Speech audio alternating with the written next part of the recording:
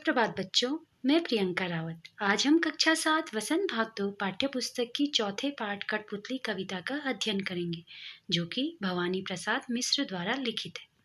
कठपुतली। कठपुतली विश्व के प्राचीनतम रंगमंच पर खेला जाने वाला मनोरंजक कार्यक्रम में से एक है।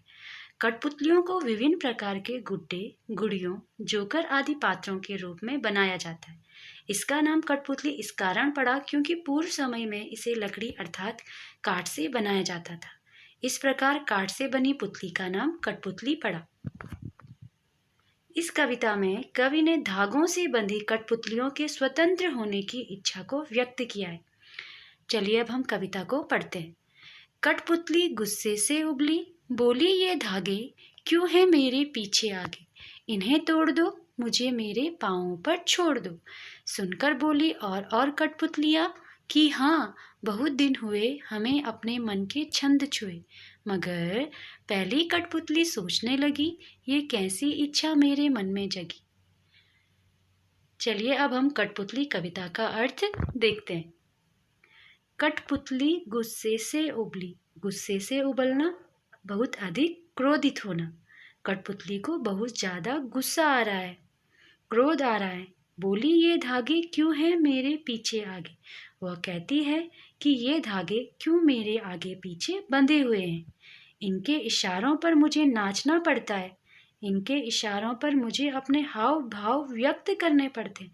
इन्हें तोड़ दो अर्थात इन धागों को तोड़ दो, मुझे मेरे पाँवों पर छोड़ दो और मुझे स्वतंत्र कर दो, आज़ाद कर दो।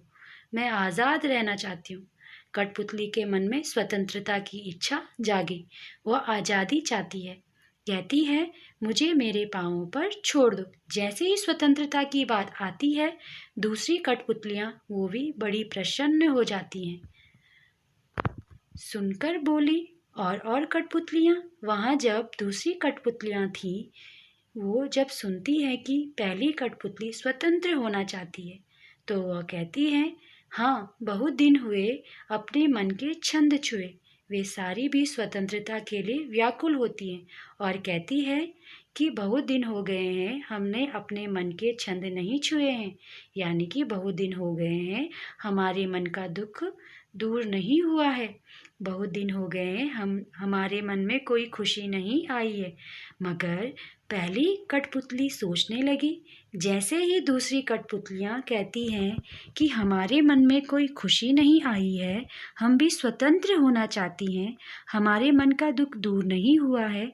ये सारी बातें जब पहली कठपुतली सुनती है तो वो सोचने लगती है, ये कैसी इच्छा मेरे मन में जगी कि स्वतंत्र होने की, ये कैसी इच्छा मेरे मन में जगी। पहली कठपुतली यह सोचती है और वह इसलिए सोचती है क्योंकि जब दूसरी कठपुतलियाँ भी स्वतंत्र होना चाहती हैं तो उनकी जिम्मेदारी भी पहली कठपुतली पर आ जाती है। वह सोचती है कि क्या मैं अपनी इस जिम्मेदारी को निभा पाऊंगी, प्रश्न उसके मन में आता है। तो बच्चों, इस कविता के माध्यम से कवि ने दर्शाना चाहा है कि परतंत्रता में कोई खुश नहीं रह सकता। धागों से बंधी कठपुतलियाँ भी अपने बंधन को तोड़कर स्वतंत्रता का जीवन जीना चाहती हैं, लेकिन स्वतंत्रता का जीवन भी कैसा होगा, यह सोचकर वह डरती है कि इसके लिए वह संघर्ष कर पाएंगी या नहीं। इस कविता से संदेश मिलता है कि हमें कभी भी किसी को भी बंधन में नहीं रखना चाहिए। यदि हमें अपने बंधन में बांधकर किसी गलत या अनैच्छिक कार्य करवाया जाता है तो उसका विरोध करने की ताकत भी हम में होनी चाहिए। तो बच्चों, आज हमने कठपुतली सुंदर कविता पढ़ी।